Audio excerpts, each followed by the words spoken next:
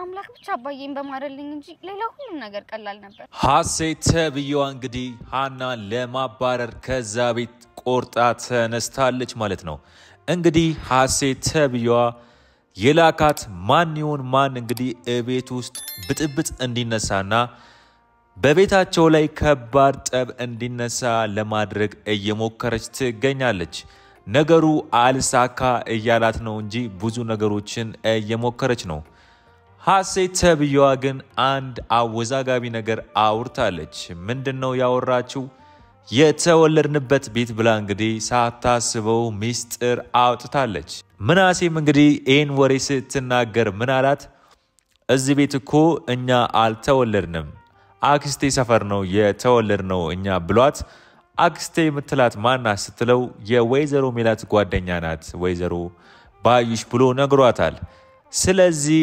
ሐሴትን ማን ሊያመጣት ይችላል ብላችሁ ታስባላችሁ የወይዘሮ ሜላት ጓደኛ ባዩሽ ናት ብላችሁ ታስባላችሁ አይደለችም ባዩሽ ብትሆን ኖሮ እስከዛሬ ድሮ የነበረችበትን ቤት ትነግራት ነበር ብዬ አስባለሁ ግን ይሄንን ሚስጥር ማወቅ የማይችለው አንተነ ስለሆነ ምናልባት አንተነ ሊሆን ይችላል አንተነ ነው ብዬ አስባለሁ የሱ ስራ ነው እችን ሴት ልኮ ቤቱ እንዲበጠበጥና እንዲተራመስ እያደረገ ያለው የአንተነ ጉር ነው ብዬ አስባለሁ እስቲ እናንተ ማን ይመስላችኋል አንተነ ነው ወይስ ማን ነው ሐሳብ አስተያየታችሁን በኮሜንት ላይ ጻፉ ሰላም ጤና ይስጥልን በየዓለም ዳርቻ ያላችሁ እህትና ወንድሞቼ ሰላማችሁ ይብዛልኝ ስለ ኖላዊ ድራማ የተሰማንን ሐሳብና አስተያየት እንሰጣለን እናንተም የተሰማችሁን ሐሳብና አስተያየት ስጡ ቪዲዮን ላይክ በማድረግ እንጀምር በቤቱ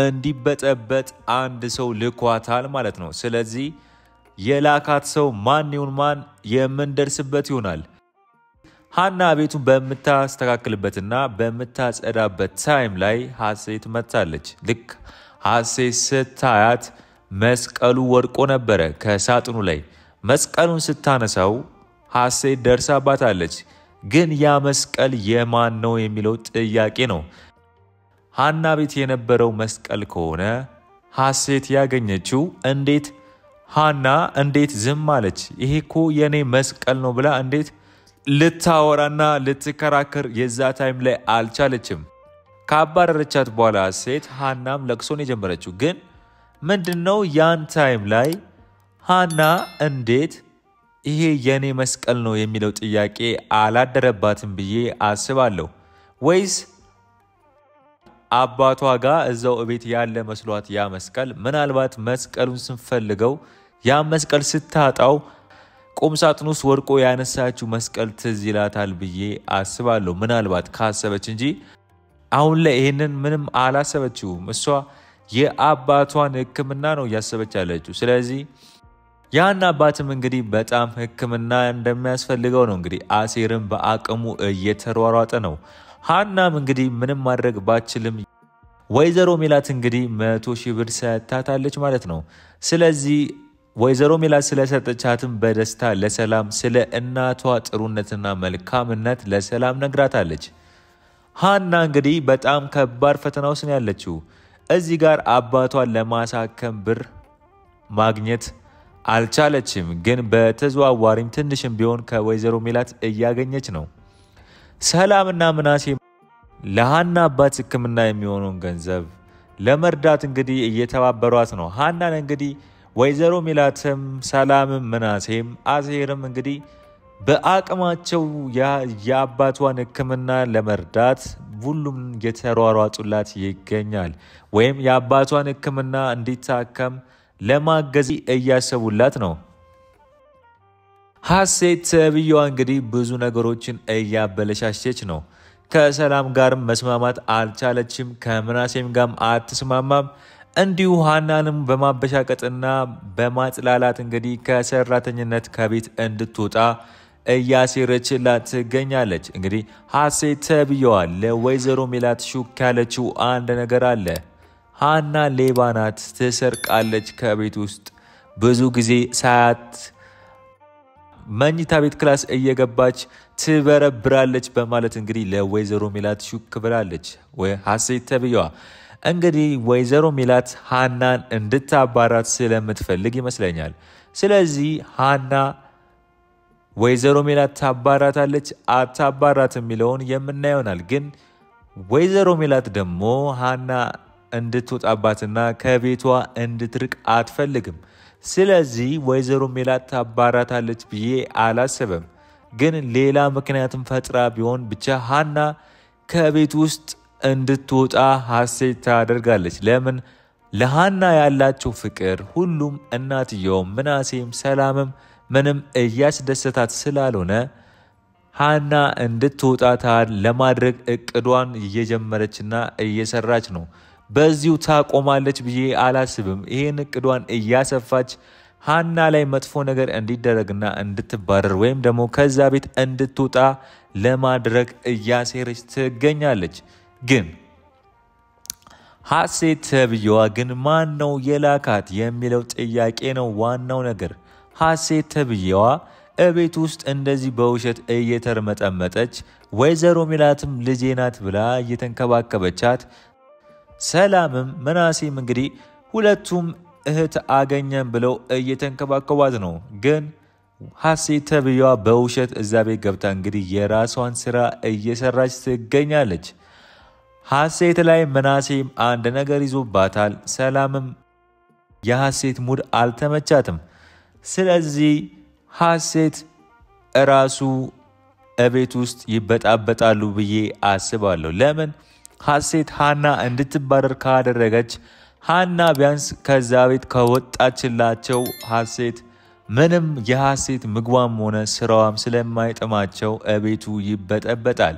ስለዚህ ምናሴና ሰላም እቤቱን ስለሚበጠብጡት ወይዘሮ ሜላት እንግዲህ ሌላ ከባድ ጫና ይመጣባታል። ወይ ሃናን ለመመለስ ትፈልጋለች ወይ ደግሞ እቤቱ ስለሚበጣበጡ ችግር ይሆንባታል። ስለዚህ ሳትወድ በግዷ ሃናን ካባረሯት ሃናን መልሳ ይጠሯትና ትመጣለች ብዬ አስባለሁ። ግን የሐሴትን ጉድ ማን ነው ሊያውቅ የሚችለው ብላችሁ ታስባላችሁ? ወይዘሮ ሜላት ናት የምትደርስባት ወይስ ሰላም ናት የምትደርስባት ወይስ ምናሴ ነው የሚደርስባት ወይስ ሃና ራሷ ናት የሐሴትን ጉድ የምትደርስባት ብላችሁ ታስባላችሁ? እስቲ ሐሳብ አስተያየታችሁን በኮሜንት እየጻፋችሁ እንግዲህ ሃናም የአባቴን ላሳይሽ ብላት ሰላምን ይዛት ሄዳለች። እቤት እንግዲህ ከሃና አባት ጋር እየተጫወቱ ብዙ ነገር ከሃና አባት እንግዲህ ትምህርት አግኝታለች ማለት ነው። ሰላምም የሃናን አባት በጣም ስለወደደቻቸው በጣም ጥሩ አባት እንዳላት ለወይዘሮ ሜላትም ነግራታለች። ግን የሃና መዋሸት በጣም አስገርሟት ጠይቃታለች። እንዴት ልትዋሽ ይቻልሽ? ለምን ተዋሽያለሽ? እኛ ስናቀሽ በጣም አትዋሽም። ግን እዚህ ጋር እንዴት ዋሸች? እንዴት ዋሸሽ በአባትሽ ፊት አለቻት። ግን እኔ ዋሸሁትማ እንደዚህ ይህንን ስራ እንደምሰራ ቢያቅ አባቴ አሁንም አይቀመጥም። ወደ ደሴ ነው አብረን ተያይዘን የምንሄደው። ለሱም ማሳከሚያ የሚሆን ብር ሳሊዝና እሱንም ሳልረዳው ተመልሰን እንሄዳለን ብዬ ነው እንጂ ወድጄ አይደለም ብላ መልሳላታለች ማለት ነው። እንደዛ ከሆነማ እሺ በማለት እንግዲህ ሰላምም የሃናን አባት በማግኘቷ በጣም ደስ ስላላት ለወይዘሮ ሜላትም እንዲሁም ደግሞ ለምናሴም ነግራቸዋለች። ወይዘሮ ሜላትንም ሰላም እንግዲህ በጣም ጥሩና መልካም ሴት እንደነበረች ስትነግራት ምን አለች? ይህ ምን አደረግኩኝ አለቻት። ለሃና ያደረግሽላትን ነገር ነግራኛለች። የሰጠሻትን 100,000 ብር አውቄያለሁ። ስለዚህ በጣም አንቺ መልካምና ጥሩ እናት ስላለኝ እድለኛ ነኝ። በጣም ጥሩና መልካም ነሽ ብላ እናቷን እንግዲህ አመስግናታለች ማለት ነው።